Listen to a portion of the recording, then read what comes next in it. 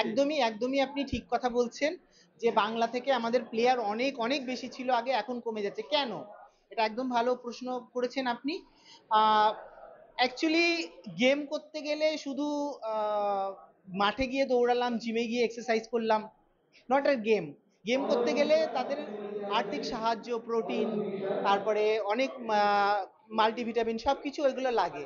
তো সেগুলোর জন্য তো অবভিয়াসলি পয়সা প্রয়োজন। এবার আমাদের যতগুলা বাচ্চারা কম্পিটিশন করছে সবাই তো মধ্যবিত্ত করে। মধ্যবিত্ত করে কি মানে দিন আনা দিন খাওয়া।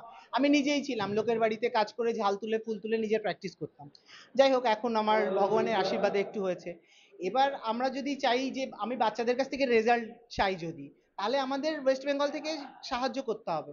যেরকম ক্রিকেটে সাহায্য করে, ফুটবলে সাহায্য করে, ওয়েট লিফটিং যারা করে, আয়রন গেম যারা করে, তারা কেন সাহায্য পাবে না? তারাও তো সাহায্য। আমি বলছি না যে আহামরি সাহায্য।